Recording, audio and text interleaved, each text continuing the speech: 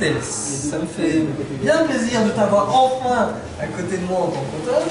Depuis le nombre d'années que tu me nargues en passant devant une tonne de novellas à la fois en disant je suis écrivain, mais voilà. Non. Et Jessie est également comédienne de la troupe de novellas. Voilà, mais ça c'est un autre projet dont on parlera peut-être à une autre occasion. Jessie, parle-nous de la route sous mes pas. Ah ben, la route sous mes pas, c'est un vrai défi parce qu'au départ, je ne me situe pas du tout comme un écrivain. Au contraire, moi, ce qui me passionne, c'est l'oralité, c'est pouvoir mettre en mots, de pouvoir dire des choses. Et puis, ce que j'aime par-dessus tout dans l'écriture, c'est la poésie. Donc, l'écriture d'une nouvelle, est-ce que j'en suis capable? À la fois, j'ai l'envie, ça me titille, ça... mais voilà, donc je l'ai vraiment pris comme un défi. Je n'avais pas du tout ça dans les tiroirs au moment où tu me l'as annoncé. Donc... Cela dit, tu triches un peu, puisqu'en réalité, ça deviendra le prologue d'un roman. Voilà. Donc tu n'es quand même pas resté limité à l'idée de nouvelle. Le fait d'écrire cette nouvelle-là m'a fait dire qu'en fait, cette page, mais non, il y avait encore plein de choses à dire sur cette histoire-là. Et donc, la route sous mes pas, c'est le début d'un chemin. Et voilà, l'écriture continue grâce à ce défi que j'ai pris avec joie. Alors, est-ce que tu t'identifies à un des deux personnages féminins, la meilleure amie qui finalement pousse l'héroïne à partir? Est-ce que tu es l'amie ou est-ce que tu es l'héroïne qui part? Je pense que quand on écrit, il y a toujours un peu de soi. Alors même si parfois on n'ose pas toujours le reconnaître, mais clairement, moi j'ai vécu un chemin qui était un chemin de Compostelle où j'ai mis la route sous mes pas. Et en fait, je me suis rendu compte que les paysages extérieurs étaient vraiment un reflet de mon paysage intérieur. Ça a été une transformation, on en a parlé tout à l'heure. L'écriture permet aussi une transformation. Donc voilà, je pense que je suis un petit peu tous ces personnages à la fois, un peu comme des pièces d'un mandala qui cherchent à se réunir pour donner une forme et une unicité. Voilà. Alors, je ne vais pas te demander si tu es déjà allé à Compostelle, parce qu'il me semble que tu y vas avec tes élèves, ou tu vas nous expliquer ça un peu plus rapidement?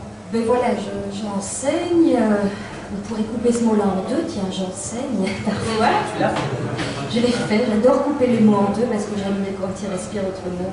Voilà, c'est mon amour pour la poésie, ça, quand on sort des sentiers battus avec l'amour. Donc oui, j'enseigne dans une école normale où je forme les futurs instits. Et donc, je les emmène chaque année sur le chemin de Compostelle où on va marcher, prendre du recul par rapport à la formation. Et donc, je les invite parfois à s'asseoir sur le bord du chemin pour essayer d'écrire. C'est intéressant, il y a des choses qui se passent. Alors, je cherche justement des exemples de mots coupés. Alors, le premier qui saute aux yeux, c'est bien entendu compost, elle. Donc, tu assimiles une femme au compost, hein, c'est toi qui le dis. Se mettre en chemin, c'est une manière de se transformer, donc le compost est une manière de récupérer. D'accord, dans ce sens-là, ok. Tu as d'autres mots en tête directement ou je cherche? Souvenir, oui. Souvenir, de la rencontre avec un alcoolique sur le chemin. Il y a pur. Le mot peur, quand on change les lettres du mot peur, en fait, si on les met dans un autre sens, ça devient pur. Se métamorphose pour devenir pur. Voilà, donc effectivement, il y a quelques petits exemples dans ta nouvelle. Il y a un passage où tu cites une lettre qui se termine par le bon chemin. Je ne sais pas quel passage tu avais prévu de lire, mais ça peut être sympa. La lettre. La lettre de l'ami, oui, je pense au début, mais pourquoi pas. On y va? On y va, page 17. Page 17. À toi, mon ami. À toi, mon ami, cette petite carte afin de t'encourager tout au long de ton périple vers Saint-Jacques, en espérant qu'il te plaise comme il m'a plu, que le temps, les rencontres, les paysages, les auberges ne soient qu'émerveillement et surprise. Et surtout toi, et chacun de ces personnages en toi apprécie se trouver face à eux-mêmes. Ne renonce jamais à tes rêves et sois attentive aux signes. Ultreia, et Susea Deus adjuvatu, en avant toujours et vers le haut, que Dieu nous aide. Certains pensent que la vie humaine ne mène nulle part. Ceux-là ne sont pas des pèlerins, ce sont des vagabonds. Deviens pèlerine, mon ami. et chemine toujours plus au cœur de tes sentiers intérieurs. Buen camino. Je pense que je vais te faire lire ce passage parce que c'est quelque chose de très optimiste. Et lorsque j'ai dû choisir l'ordre des nouvelles, j'ai été un peu confronté entre l'ordre alphabétique, l'ordre de réception. Ne pas mettre des nouvelles identiques l'une à la suite de l'autre, essayer de trouver un équilibre.